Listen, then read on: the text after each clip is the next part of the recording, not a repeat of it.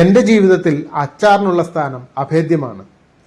അച്ചാറിനോടുള്ള കൊതിയും ആക്രാന്തവും എന്ന് തുടങ്ങിയെന്ന് ചോദിച്ചാൽ, പണ്ട് കൊച്ചാങ്കാലത്ത് ഒരു വെക്കേഷൻ കാലത്ത് അമ്മ വീട്ടിൽ വിരുന്നു പാർക്കാൻ പോയപ്പോൾ എൻ്റെ അമ്മയുടെ അമ്മ ചോറും പുറത്ത് വിളമ്പി തന്നിരുന്ന കറുത്ത നിറത്തിൽ ഉണങ്ങിയ വരട്ടുനെല്ലിക്ക എന്ന കരിനെല്ലിക്ക അച്ചാറിൻ്റെ രുചിയാണ് അച്ചാറുമായിട്ടുള്ള എൻ്റെ ആത്മബന്ധത്തിൽ ഓർമ്മയുടെ അങ്ങേയറ്റം. എൻ്റെ അമ്മയും നല്ല കൈപുണ്യത്തോടുകൂടി രുചികരമായ അച്ചാറുകൾ ഉണ്ടാക്കാറുണ്ടായിരുന്നു. പണ്ട് നെല്ലൊക്കെ സൂക്ഷിക്കാൻ ഉപയോഗിച്ചിരുന്ന ഒരു വലിയ മരപ്പെട്ടിക്കുള്ളിൽ അച്ചാറും ഉപ്പിലിട്ടതും ഒക്കെ മിക്കപ്പോഴും വീട്ടിൽ കാണുമായിരുന്നു. 22-ാം വയസ്സിൽ അമ്മ പോയപ്പോൾ എനിക്ക് നഷ്ടപ്പെട്ടത് അച്ചാറിൻ്റെ രുചി മാത്രമായിരുന്നില്ല, സർവ്വ ഐശ്വര്യങ്ങളും കൂടിയായിരുന്നു. ജീവിതത്തിൻ്റെ ട്രാക്ക് തന്നെ മാറിപ്പോയ കുറേ വർഷങ്ങൾ. കായലിലൂടെ ഒഴുകി നടക്കുന്ന പായലുപോലെ ഒരു കരയിലും അടിയാതെ ഒരു കര പറ്റാതെയുള്ളൊരു ജീവിതം. കാലം കടന്നുപോയപ്പോൾ ജീവിതത്തിലേക്ക് കൈപിടിച്ച് കയറി വന്ന പെണ്ണ്. 22-ാം വയസ്സിൽ എൻ്റെ നാവിന് നഷ്ടപ്പെട്ട അച്ചാറിൻ്റെ അതേ രുചിയും അമ്മയുടെ കൈപുണ്യവുമായാണ് അവൾ വന്നത്. മുളകിലിട്ടതും വെള്ളക്കിട്ടതുമായ നാരങ്ങയും മാങ്ങയും പിന്നെ നെല്ലിക്കയും ചെമ്മീനും മീനും, ഒരു വെറൈറ്റിക്ക് ചതാവരിയും ഇരുമ്പം പുളിയും, എന്തിന് ചാമ്പങ്ങ വരെ ഉണക്കി അച്ചാറാക്കി അവൾ എനിക്ക് തന്നു.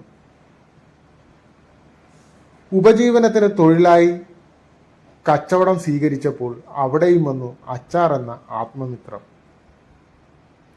വെച്ചൂരുള്ള സോമൻ ചേട്ടനും ഭാര്യ സരസ്വതി ചേച്ചിയും ഉണ്ടാക്കി തന്ന നാരങ്ങ, മാങ്ങ, വെളുത്തുള്ളി, ഇഞ്ചി, മുളക്, ഈന്തപ്പഴം, വരട്ടുമാങ്ങ, വരട്ടുനാരങ്ങ, കണ്ണിമാങ്ങ, അങ്ങനെ 8-10 ഐറ്റം അച്ചാറുകളായിരുന്നു പ്രധാന കച്ചവട ഉൽപ്പന്നം.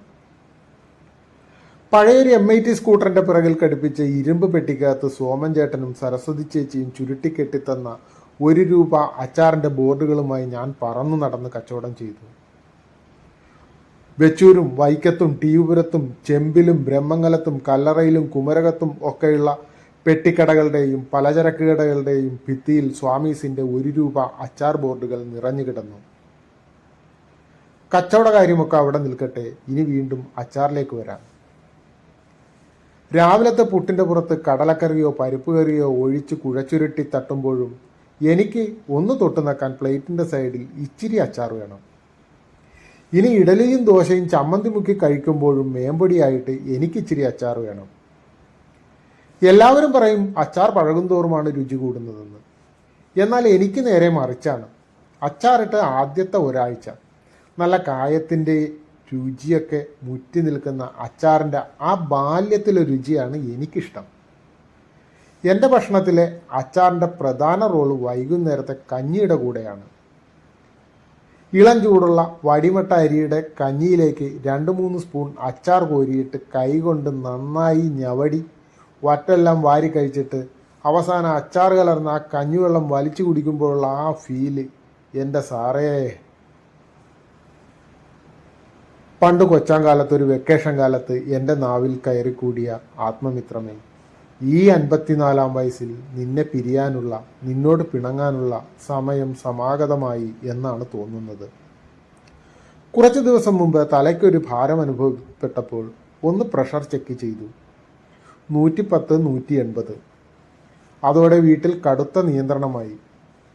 കഞ്ഞിപ്പുറത്ത് തോനെ കോരിയിട്ട് ഞവടിയ സ്ഥാനത്ത് ഇപ്പോൾ വിരൽ ഒന്ന് തൊട്ട് നക്കാൻ മാത്രം ഒരു തുമ്പി കിട്ടും എന്ന അവസ്ഥയായി.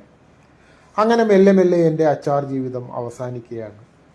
ഒട്ടും മനസ്സുണ്ടായിട്ടല്ല മിത്രമേ, ആരോഗ്യ കാരണങ്ങൾ കൊണ്ടുള്ള ഈ അനിവാര്യത.